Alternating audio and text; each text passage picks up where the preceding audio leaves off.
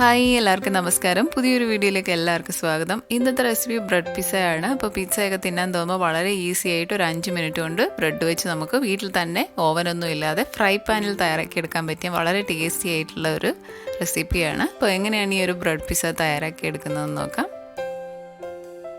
Bread pizza തയ്യാറാക്കാനായിട്ട് ഞാനിവിടെ കുറച്ച് വെജിറ്റബിൾ ചെറുതായിട്ട് കട്ട് ചെയ്തെടുത്തിട്ടുണ്ട്. കുറച്ച് മഷ്റൂം, അതുപോലെ തന്നെ ഉള്ളി, ക്യാപ്സിക്കം, തക്കാളി, ഇത്രയാണ് ഞാൻ അരിഞ്ഞെടുത്തിരിക്കുന്നത്.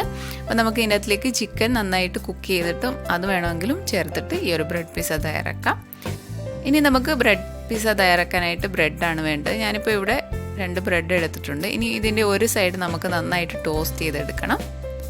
ബ്രെഡ് ടോസ്റ്റ് ചെയ്യാനായിട്ട് ഒരു പാനിലേക്ക് കുറച്ച് ബട്ടർ ഒന്ന് സ്പ്രെഡ് ചെയ്ത് കൊടുക്കുക. അതിനുശേഷം നമ്മൾ എടുത്ത് വെച്ചിരിക്കുന്ന ബ്രെഡ് ഒരു സൈഡ് നമുക്കിതൊന്ന് ടോസ്റ്റ് ചെയ്തെടുക്കണം. അപ്പോൾ ടോസ്റ്റ് ചെയ്യുമ്പോൾ ലോ ഫ്ലെയിമിലിട്ട് 2-3 മിനിറ്റ് ടോസ്റ്റ് ചെയ്യുക. ഒത്തിരി കരിഞ്ഞൊന്നും പോകരുത്. ചെറിയൊരു ഗോൾഡൻ കളറായി നല്ല ക്രിസ്പി ആകുമ്പോൾ നമുക്കിത് പാനിൽ നിന്ന് മാറ്റാം. ബ്രെഡ് ടോസ്റ്റ് ചെയ്തതിന് ശേഷം നമ്മൾ ടോസ്റ്റ് ചെയ്തെടുത്ത വശം മേലെ വരുന്ന കൂട്ട് വെക്കുക. നമ്മൾ ബ്രെഡ് ടോസ്റ്റ് ചെയ്യുന്നത് ആ ഒരു പിസ്സ സോസൊക്കെ വെക്കുന്ന ഒത്തിരി അങ്ങ് സോഫ്റ്റായി പോകാതിരിക്കാൻ വേണ്ടിയാണ്. ഇനി ഇതിലേക്ക് 1 ടേബിൾ സ്പൂൺ പിസ്സ സോസ് തേക്കാം. അപ്പം നമുക്ക് പിസ്സ സോസൊക്കെ ഈസി ആയിട്ട് സൂപ്പർ മാർക്കറ്റിലൊക്കെ വാങ്ങാൻ കിട്ടും. പല ബ്രാൻഡുകളുടെ പിസ്സ സോസ് വാങ്ങാൻ കിട്ടും. അപ്പോൾ നമ്മൾ 2 ബ്രെഡിലും സോസ് തേച്ച് കൊടുത്തിട്ടുണ്ട്. ഇനി വെജിറ്റബിളൊക്കെ വെക്കാം. ആദ്യം വെച്ച് കൊടുക്കുന്നത് ക്യാപ്സിക്കം ചെറുതായിട്ട് അരിഞ്ഞതാണ്. അതിനുശേഷം ഉള്ളി ചെറുതായിട്ട് അരിഞ്ഞത് വെച്ച് കൊടുക്കാം. അപ്പം നമ്മൾ വെജിറ്റബിളൊക്കെ ഒത്തിരി ഓവറായിട്ട് അങ്ങ് വെക്കല്. നമ്മൾ ചീസൊക്കെ ഇട്ട് കൊടുക്കുമ്പോൾ അത് മെൽറ്റായി വരാൻ താമസമാണ്. അതിനുശേഷം മഷ്റൂം കട്ട് ചെയ്ത് വെച്ച് കൊടുക്കാം. അതിൻ്റെ കൂടെ തന്നെ തക്കാളി ചെറുതായിട്ട് അരിഞ്ഞതും കൂടെ വെച്ച് കൊടുക്കാം. അതിനുശേഷം ഞാൻ കുറച്ച് കറുത്ത ഒലിവ്സാണ് വെച്ച് കൊടുക്കുന്നത്. കറുത്ത ഇല്ലെങ്കിൽ പച്ചയായാലും മതി. വെച്ചില്ലെങ്കിലും കുഴപ്പമൊന്നുമില്ല. അതിനുശേഷം മൊസറല്ല ചീസ് അല്ലെങ്കിൽ പിസ്സ സോസ് ഗ്രേറ്റ് ചെയ്തത് എൻ്റെ മേലെ കുറച്ചിട്ട് കൊടുക്കാം.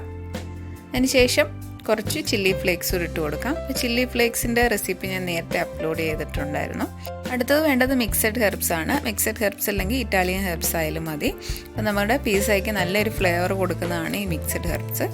അത് കുറച്ചൊന്ന് സ്പ്രിങ്കിൾ ചെയ്ത് കൊടുക്കാം. അപ്പോൾ ഇത്രയാണ് നമുക്ക് ഈ ഒരു ബ്രെഡ് പിസ്സ തയ്യാറാക്കാൻ വേണ്ടത്. ഇനി ഇത് നമുക്ക് ടോസ്റ്റ് ചെയ്തെടുക്കാം.